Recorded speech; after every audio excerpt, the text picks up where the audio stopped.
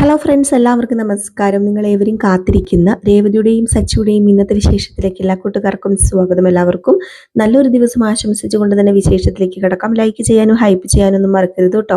അപ്പം ഞാൻ നേരെ വിശേഷത്തിലേക്ക് തന്നെ പോവുകയാണ്.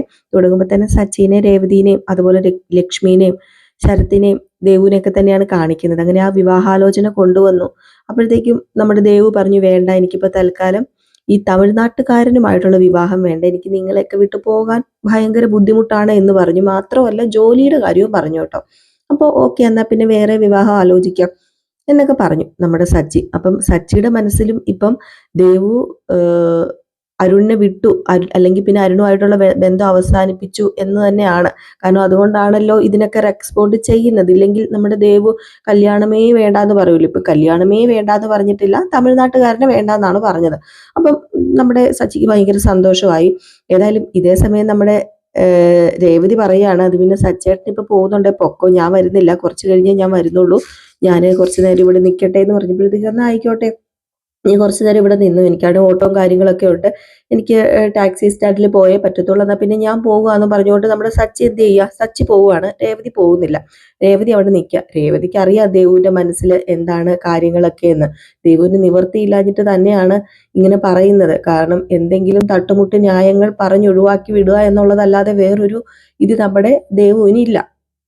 അങ്ങനെ നമ്മുടെ സച്ചി പോയി കഴിഞ്ഞപ്പോഴത്തേക്കും പാവം എന്നും പറഞ്ഞിങ്ങനെ ദേവു അല്ല, സോറി, ലക്ഷ്മി നിൽക്കുകയാണ് കേട്ടോ. അതായത് നമ്മുടെ സച്ചിയുടെ കാര്യം ഓർത്തിട്ട്. കാരണം സച്ചി ഇങ്ങനെ ചെറുക്കനെ അന്വേഷിച്ച് നടക്കല്ലേ. അപ്പം ശരത്തും പറഞ്ഞു, വേണ്ടായിരുന്നു, ഇത് ചെറുക്കനെ അന്വേഷിക്കണ്ടായിരുന്നു, എന്തിനാ വെറുതെ എന്ന് ചോദിച്ചപ്പോഴത്തേക്കും ഞാൻ പറഞ്ഞതല്ലേ, കേക്കണ്ടേ. ദേവും പറഞ്ഞു, ഞാനും പറഞ്ഞു, കേക്കണ്ടേ. എങ്ങനെയാ കേൾക്കാതെ അല്ല ഇങ്ങനെ അന്വേഷിച്ചോണ്ട് നടക്കുന്നേ എന്ന് വെച്ചാൽ അങ്ങ് അന്വേഷിച്ചോണ്ട് നടക്കട്ടെ എന്നുള്ള രീതിയിൽ നമ്മുടെ രേവതി അങ്ങ് സംസാരിക്കുകയാണ് കേട്ടോ. കാരണം സച്ചിയോട് 100 തവണ പറഞ്ഞല്ലോ.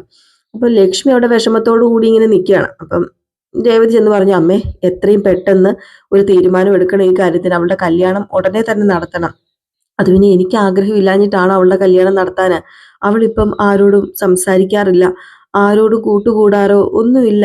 അവള് ജോലിക്ക് പോകുന്നത് തന്നെ ചിലപ്പോഴാ, തനിയെ ഇരിക്കും, ഭക്ഷണം ഉറക്കവും ഒന്നുമില്ല, ഒന്നും നേരാവണ്ണം ചെയ്യുന്നില്ല. അവളെ കാണുമ്പം സത്യം പറയാലോ എനിക്ക് സങ്കടം തോന്നുക. എനിക്കറിയില്ല മോളെ എന്താ ചെയ്യേണ്ടതെന്ന്. അവൾ എന്താ ഇങ്ങനെ? അത് പിന്നെ അവൾ ആഗ്രഹിച്ച ആളെ തന്നെ അവൾ കല്യാണം കഴിക്കട്ടെ, അതല്ലേ വേണ്ടത്. അച്ഛനുണ്ടായിരുന്നെങ്കിലേ ഈ കല്യാണം സന്തോഷത്തോടു കൂടി തന്നെ നടത്തി കൊടുക്കായിരുന്നു. അത് ഉറപ്പായ കാര്യം തന്നെയാ. അത് പിന്നെ അവള് സന്തോഷത്തോടു കൂടി ജീവിക്കണം മോളെ. ഈ കല്യാണം പെട്ടെന്ന് തന്നെ നടത്തണം എന്നാണ് എനിക്കും ഇപ്പൊ തോന്നുന്നത്. അങ്ങനെ എൻ്റെ മനസ്സിലുണ്ട്. പക്ഷെ എന്ത് ചെയ്യാനാണ്? സച്ചി സമ്മതിക്കാതെ ഈ വിവാഹം നടത്താൻ പറ്റുമോ? അതുപോലെ സച്ചി സമ്മതിക്കാതെ നടത്തി കഴിഞ്ഞിട്ടുണ്ടെങ്കിൽ എന്തായിരിക്കും അവസ്ഥ? നീ അത് ഒന്ന് ആലോചിച്ച് നോക്ക് മോളെ എന്ന് പറഞ്ഞപ്പം അതൊക്കെ ശരിയാ, എന്നാലും നമ്മുടെ ദേവുവിന്റെ ഇഷ്ടം നോക്കണ്ടേ? ദേവുവിന്റെ ഇഷ്ടം നോക്കണം. ഈ കല്യാണത്തിന് സച്ചി സമ്മതമാണെന്ന് വാക്ക് പറയട്ടെ. ആ ഒരു വാക്ക് കേൾക്കാൻ വേണ്ടി ഞാൻ നോക്കിയിരിക്കാം. അങ്ങനെ നോക്കിയിരുന്നിട്ട് ഒരു പ്രയോജനവും ഇല്ല. ഞാൻ പരമാവധി ശ്രമിച്ചതാ സച്ചേട്ടനെ കൊണ്ട് സമ്മതിപ്പിക്കാന്.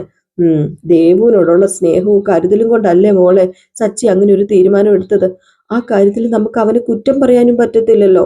കാരണം ദേവുവിനെ അവന് അത്രയ്ക്ക് ഇഷ്ടമാണ്. കുഞ്ഞനീത്തിയെ പോലെയല്ലേ കൊണ്ട് നടക്കുന്നത്. അതെ അമ്മേ, സച്ചേട്ടന്റെയും അരുണിന്റെയും നടുവില് പാവം ദേവു കുടുങ്ങിപ്പോയിരിക്കുക. അവര് തമ്മിലുള്ള പ്രശ്നത്തിന് ബലിയാടാവുന്നത് പാവം ദേവു തന്നെയാണ്. അമ്മ ഇപ്പം ദേവുവിന്റെ കാര്യം മാത്രം ആലോചിച്ചാൽ മതി, വേറെ ഒന്നും ആലോചിക്കാൻ നിൽക്കേണ്ട. അവക്ക് അരുണിനെ മറക്കാൻ കഴിയത്തില്ല. അതുകൊണ്ട് ഈ കല്യാണം തന്നെ അമ്മ നടത്തി കൊടുക്കണം. സച്ചേട്ടനെ കാര്യങ്ങളൊക്കെ പറഞ്ഞ് പതുക്കെ ഞാൻ മനസ്സിലാക്കാൻ നോക്കിക്കോളാം. അമ്മ വേറെ വിവാഹത്തിന് മുതിരരുത്.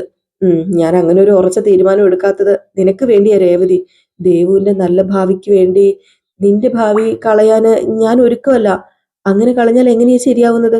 എന്നെ ഭാവി കളയാനോ? അമ്മ എന്തൊക്കെയാ പറയുന്നത്? എന്റെ ഭാവി എങ്ങനെ പോവും?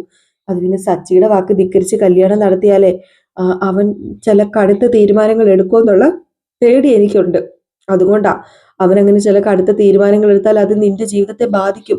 ഇപ്പൊ നിങ്ങൾ രണ്ടുപേരും സന്തോഷത്തോടു കൂടി കഴിയുക. എന്തിനാ മോളെ വെറുതെ ഇതിന്റെ ഇടയ്ക്ക്? അമ്മ പേടിക്കണ്ട അമ്മേ. അമ്മ എന്തിനാ പേടിക്കുന്നത്? സച്ചേട്ടൻ എന്നെ ഒഴിവാക്കാനൊന്നും പോകുന്നില്ല. സച്ചേട്ടൻ അതിന് ഒരിക്കലും കഴിയത്തില്ല. സച്ചേട്ടൻ എന്നും എന്നും എന്റെ കൂടെ തന്നെ ഉണ്ടാകും. ചിലപ്പോൾ കല്യാണത്തിന് പങ്കെടുക്കാൻ എന്നെ വിടില്ലായിരിക്കും, അത്രയല്ലേ ഉള്ളൂ. ഞാൻ പറഞ്ഞു മനസ്സിലാക്കുമ്പോൾ സച്ചേട്ടന് പിടി കിട്ടും. ദേവുവിന്റെ കല്യാണം ചിലപ്പം കൂടരുത് എന്നായിരിക്കും എന്റെ വിധി. എൻ്റെ ഒരു ആഗ്രഹമായിരുന്നു അവളുടെ കല്യാണം കൂട്ടണമെന്ന്. അത് ചിലപ്പോൾ നടക്കാതെ പോവായിരിക്കും. എന്നാലും സാരമില്ല അമ്മ. അവളുടെ സന്തോഷം അത് വേണം. അവൾക്ക് നല്ലൊരു ജീവിതം കിട്ടണം. അവളുടെ സന്തോഷം എനിക്ക് ഏറ്റവും വലുത്. അത് മതി. നിങ്ങൾക്ക് വേണ്ടിയൊക്കെയല്ലേ ഞാൻ ജീവിക്കുന്നത്. ഓഹോ, നിന്നെ ഒഴിവാക്കിയാലും ഇല്ലെങ്കിലും ആ സമ്മതമില്ലാതെ ഈ കല്യാണം നടത്തി കഴിഞ്ഞിട്ടുണ്ടെങ്കിൽ നിങ്ങളുടെ ജീവിതത്തിൽ വലിയ വിള്ളലുകൾ ഉണ്ടാകും. അത് വലിയ വലിയ പ്രശ്നങ്ങളാകും. ഇപ്പോഴുള്ള സന്തോഷം കെട്ടുപോകും മോളെ. അത് നിനക്ക് പറഞ്ഞാൽ മനസ്സിലാവില്ല. ഒരാൾക്ക് നല്ലൊരു ജീവിതം കൊടുക്കാൻ വേണ്ടി മറ്റൊരാളുടെ ജീവിതം ഞാൻ ഇല്ലാതാക്കില്ല. അതിന് ഞാൻ സമ്മതിക്കില്ല. സച്ചിയുടെ സമ്മതമില്ലാതെ ഒരിക്കലും ഞാൻ ഈ വിവാഹം നടത്തില്ല മോളെ. അത് നീ ഓർക്കണ്ട. അവൻ സമ്മതിക്കട്ടെ. അവൻ സമ്മതിച്ച ഈ കല്യാണം നടത്തും. ഇല്ലെങ്കിൽ ഇല്ല, അത്ര തന്നെ.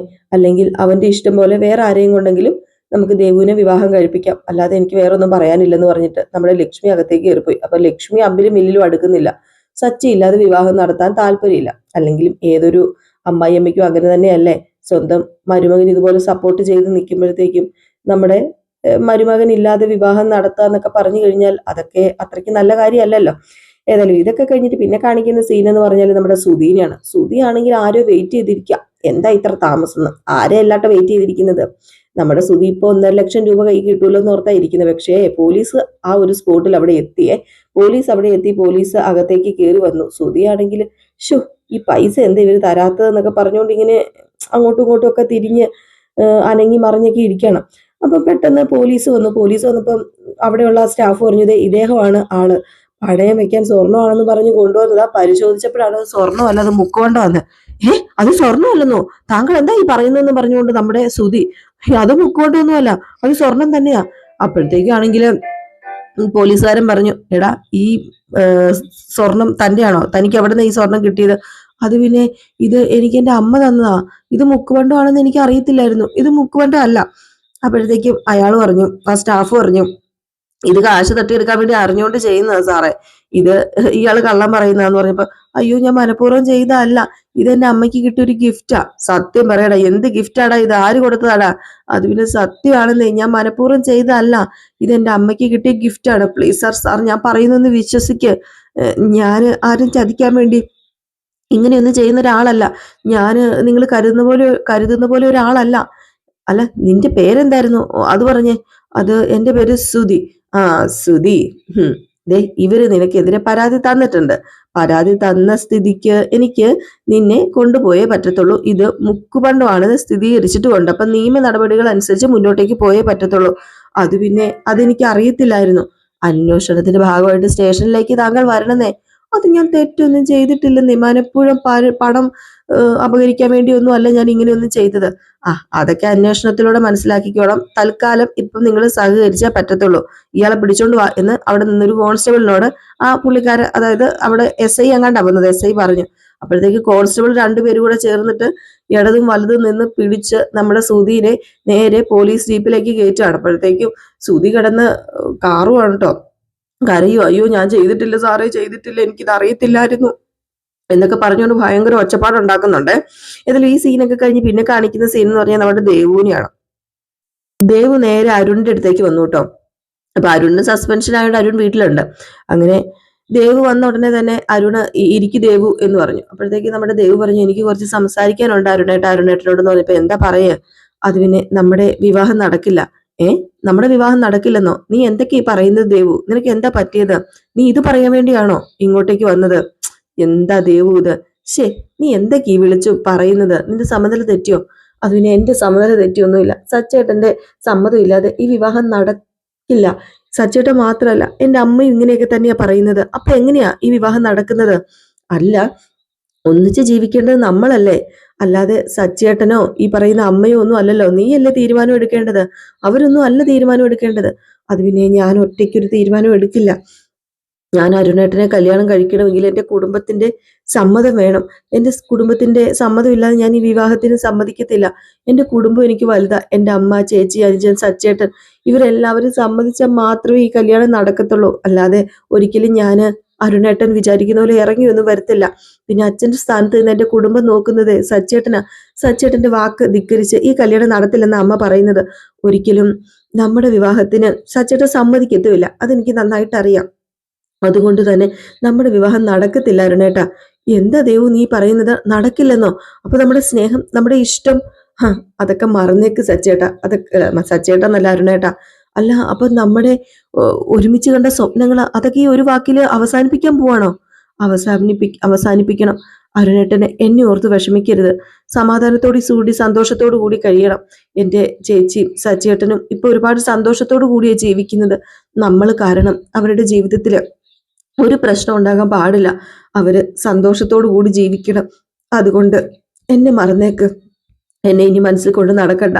ഞാനും ഞാനും ഇന്ന് ഇവിടെ വെച്ച് എല്ലാം ഉപേക്ഷിക്കാൻ പോവുക എന്നും പറഞ്ഞ് നമ്മുടെ ദേവു ഏതായാലും അരുണിന്റെ ചങ്ക് പൊട്ടി പോവാണ് കേട്ടോ. ഏതായാലും നമ്മുടെ ദേവു അവിടുന്ന് പോകാൻ തുടങ്ങിയപ്പോഴത്തേക്ക് അരുൺ പിടിച്ചു. അരുൺ കൈ കയറി പിടിച്ചിട്ട് പറഞ്ഞു, എനിക്ക് നിന്നെ മറക്കാൻ പറ്റത്തില്ല. അത് പിന്നെ മറന്നേ പറ്റത്തുള്ളൂ. എനിക്കിനി വേറൊന്നും പറയാനില്ല. എന്നെ കാണാൻ വരരുത്. എല്ലാം ഇവിടം കൊണ്ട് അവസാനിപ്പിക്കാം. എന്റെ കയ്യിൽ നിന്ന് വിട്. എനിക്ക് പറ്റില്ല. ഞാൻ ഈ വിവാഹത്തിന് വില്ലിങ് അല്ല. എനിക്ക് താല്പര്യം ഇല്ല എന്ന് പറഞ്ഞിട്ട് വീണ്ടും നമ്മുടെ ദേവു പോവാണ് കേട്ടോ. അപ്പൊ ദേവുവിന്റെ ഒരു എന്താ ഇപ്പൊ പെട്ടെന്ന് ഇങ്ങനെ കയറാൻ കാരണം എന്ന് പറയുന്നത് നമ്മുടെ ലക്ഷ്മിയുടെ വാക്കുകളാണ്. ഇവര് കാരണം രേവതിയുടെയും സച്ചിയുടെയും ജീവിതം തകരും എന്ന് പറഞ്ഞല്ലോ. അതായത് രേവതിയോട് സംസാരിച്ചല്ലോ ലക്ഷ്മി. അതാണ് നമ്മുടെ ദേവു കേട്ടത്. അപ്പം അതാണ് എഫക്ട് ചെയ്തിരിക്കുന്നത് നമ്മുടെ ദേവുവിനെ. അപ്പം ചോദിച്ചു അരുണ്, നിനക്ക് എന്നെ മറക്കാൻ പറ്റുമോ അങ്ങനെ പെട്ടെന്ന് എന്ന് ചോദിച്ചപ്പോഴത്തേക്കും മറക്കാൻ പറ്റില്ല, പക്ഷെ മറന്നേ പറ്റൂ. ഞാൻ മറക്കാൻ ശ്രമിക്കും, മറക്കാൻ പറ്റുമായിരിക്കും എന്നൊക്കെ പറഞ്ഞിട്ട് വീണ്ടും കരഞ്ഞുകൊണ്ട് വെളിയിലേക്ക് പോയേ. അതായത് വീട്ടിലായിരുന്നു വന്നത്, അരുണിന്റെ വീട്ടിലായിരുന്നു വന്നത്. നേരെ വെളിയിലേക്ക് പോയി. അരുണും ആകെപ്പാടെ തകർന്നു പോയി. ഈ സമയത്ത് നമ്മുടെ അരുണിന്റെ അമ്മ എവിടെയോ പുറത്തൊക്കെ പോയിട്ട് അകത്തേക്ക് കയറി വരുമ്പോഴാണ് ദേവു വെളിയിലേക്ക് കരഞ്ഞോണ്ട് ഇറങ്ങി പോകുന്നത്. അപ്പോഴത്തേക്കും ഈ പറയുന്ന നമ്മുടെ അരുണിന്റെ അമ്മ പറഞ്ഞു, മോളെ എന്താ നിനക്ക് പറ്റിയത്? വാ, എനിക്ക് നിന്നോട് കുറച്ച് സംസാരിക്കാനുണ്ട് മോളെ എന്ന് പറഞ്ഞ് അകത്തേക്ക് വിളിക്കാൻ തുടങ്ങിയപ്പോഴത്തേക്കും അതിനൊന്നും നിന്നില്ല. നമ്മുടെ ദേവു നേരെ വെളിയിലേക്ക് പോയി. അരുണാണെങ്കിൽ ആകെപ്പാടെ തകർന്ന് തരിപ്പണമായിട്ട് അകത്ത് നിൽക്കുക. അങ്ങനെ അരുണിന്റെ അമ്മ അകത്തേക്ക് കയറി വന്നു. അകത്തേക്ക് കയറി വന്നിട്ട് ചോദിച്ചു, എന്താ മോനെന്ന് ചോദിച്ചപ്പോഴത്തേക്കും നമ്മുടെ അരുൺ കാര്യങ്ങളൊക്കെ തുറന്നു പറയാണ്. ഈ കല്യാണം നടക്കാൻ പോകുന്നില്ല, ഒരിക്കലും ഈ കല്യാണം നടക്കാൻ പോകുന്നില്ല.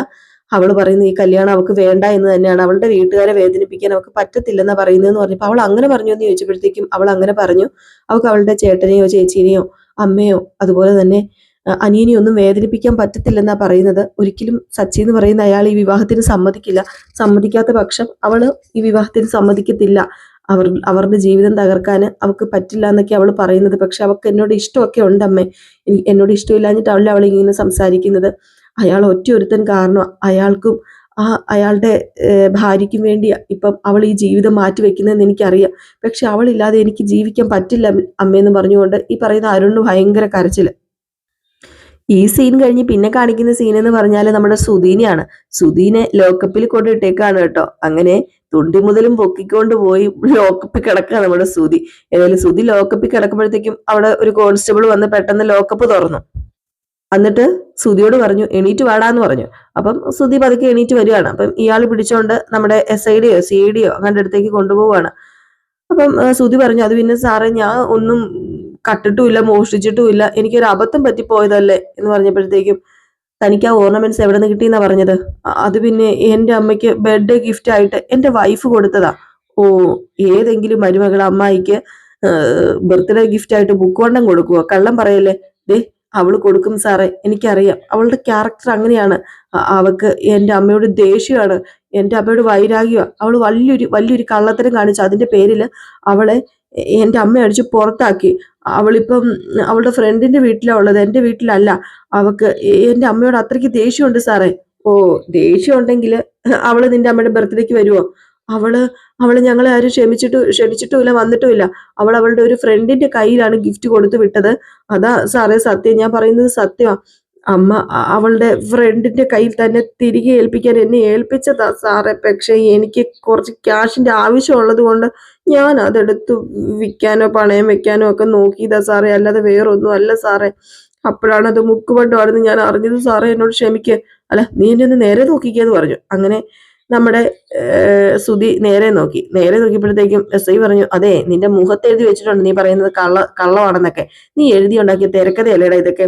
അയ്യോ സാറേ, ഇത് ഞാൻ ഉണ്ടാക്കിയ തിരക്കഥയോ തിരക്കഥയോ ഒന്നും അല്ല. ഞാൻ അറിഞ്ഞുകൊണ്ട് ഒരിക്കലും അങ്ങനെ ചെയ്യില്ല സാറേ. അങ്ങനെ എൻ്റെ അച്ഛനും അമ്മയും എന്നെ പഠിപ്പിച്ചിട്ടില്ല. മുക്കുപണ്ടം പണയം വെക്കാൻ കൊണ്ടുപോയാൽ പിടിക്കപ്പെടുമെന്ന് എനിക്ക് അറിയില്ലേ? എനിക്ക് ജയിലിൽ പോകേണ്ടി വരില്ലേ? അതെന്റെ ബിസിനസ്സിനെ ബാധിക്കും. ഇതൊന്നും അറിയാത്ത മണ്ടനൊന്നും അല്ല സാറേ. ഞാൻ അറിഞ്ഞുകൊണ്ട് ചെയ്തതല്ല. ഒന്നും അല്ലെങ്കിലും വലിയൊരു ഷോറൂമിന്റെ ഓണറല്ലേ ഞാന്. മാത്രമല്ല എനിക്കിതിൽ വിദ്യാഭ്യാസമുണ്ട്. സാറിന് അറിയാമോ, എനിക്ക് 7 ഡിഗ്രി ഉണ്ട്, 7 ഡിഗ്രി.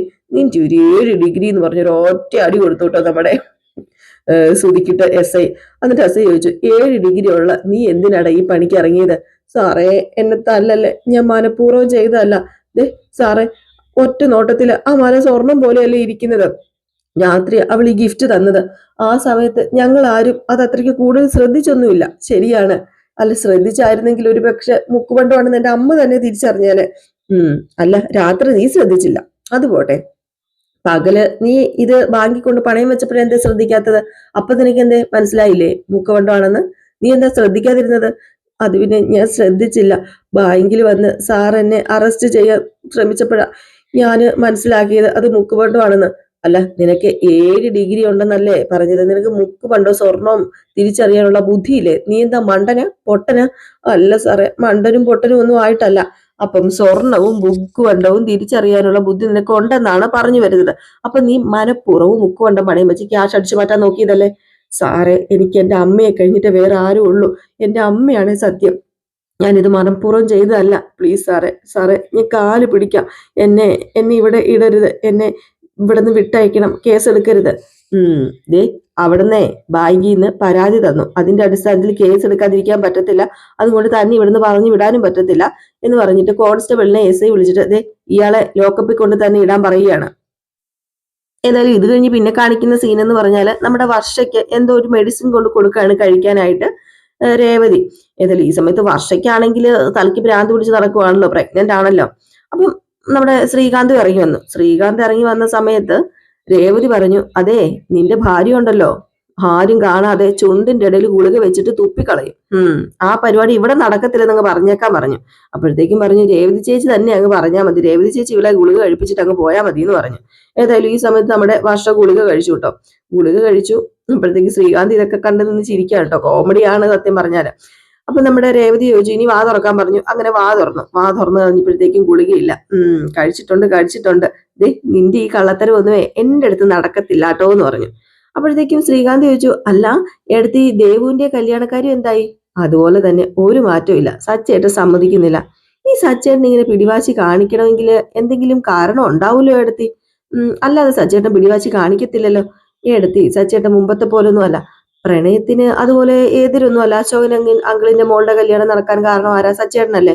ഞങ്ങളുടെ രണ്ടുപേരുടെയും കാര്യം തന്നെ നോക്കിക്കുക. ആദ്യം സച്ചേട്ടനെ എതിർത്തെങ്കിലും പിന്നീട് ചേർത്ത് പിടിച്ചില്ലേ. ഇന്ന് സച്ചേട്ടന് ഏറ്റവും കൂടുതൽ ഇഷ്ടം വർഷേനെയായി വീട്ടില്, അറിയാലോ. അപ്പൊ പിന്നെ സച്ചേട്ടൻ ഇങ്ങനെ എതിർക്കുന്നുണ്ടെങ്കിൽ അതിനെന്തോ ഒരിതുണ്ട്. ആ സച്ചേട്ടനെ അല്ല, ആ പോലീസുകാരനെ കുറിച്ച് സച്ചേട്ടൻ കൂടുതൽ എന്തെങ്കിലുമൊക്കെ തിരക്കി കാണും, അന്വേഷിച്ച് കാണും, അറിഞ്ഞു കാണും.